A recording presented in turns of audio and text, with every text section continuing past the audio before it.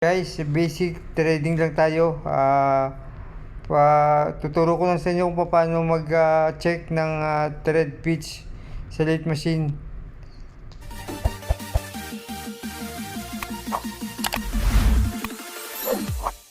Ito guys, checkin muna natin kung anong pitch gamit ang screw pitch gauge.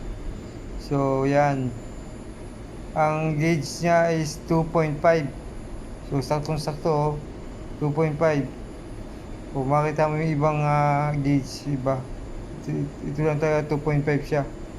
So pag nakuha niyo yung pitch ng screw pitch ng materialis nyo, hanapin nyo dito sa chart yung 2.5. Ito inches yan, ito yung isa metric. So inches, so metric to metric, 2.5 metric yan. Screw pitch gauge po tawag dyan. So 2.5. So wala dito sa inches, dito sa metric siya.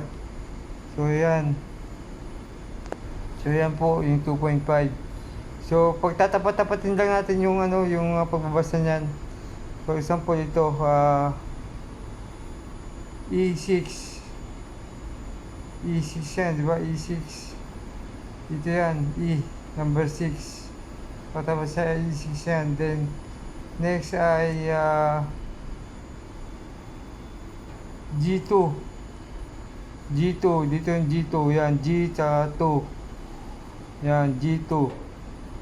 Then F2. So F2 yan, F2 ito adjust mo, F2 yan. So nakaset na lahat yan sa 2.5 na pitch. So ito naman, checkin natin itong gear. So wala number yung gear, picture lang yan, drawing lang yan. So checkin mo lang yung picture. So wala number, yung ibang date machine may number, ito wala. Picture lang, yung setting ng gear niya sa inches, sa metric. So makita niyo yan, no. Yan, ito yan, no. Picture lang, picture. So ito yung sa taas, ito yan. Tapos dun sa dulo ng taas, ito yan. So yan, picture lang siya, wala siyang number. Hindi pa kasi may number. So ito yung setting naman ng inches. So hinihila lang yan, walang lock, hila-hila lang yan. So nakasetting sa metric to. Metric na setting nito, metric. Metric na yan. So pagkatapos na setting na natin ng ang setting ng date machine, dito na tayo sa sa trading na tayo. Kung pa natin ma-check kung tama yung trade niya, yung kanyang setting kung tama. So itutok lang po natin yung yung tool bit dun sa voltpiece natin. Tutok mo yan, then itapos mo sa 0. Sa 0 natin, sa 0 ilalagay yan. Sa 0, kaya natin 0.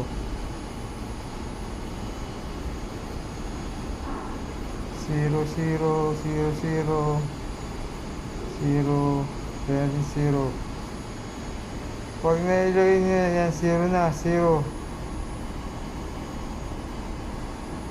Sige lang. Yan, 0. See, 0 na siya. 0 siya.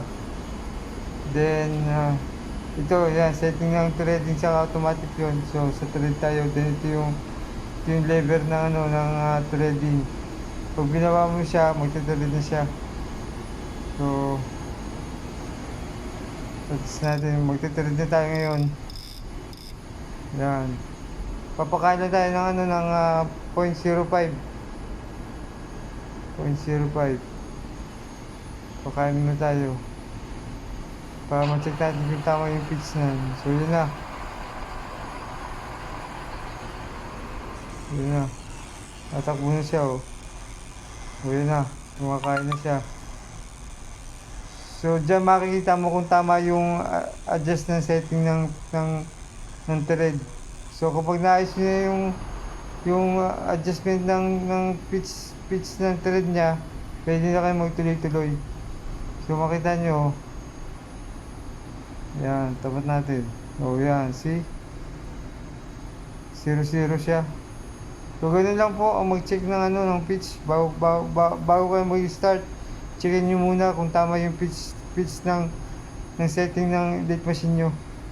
So yun lang guys. Yan. Yun lang. Salamat.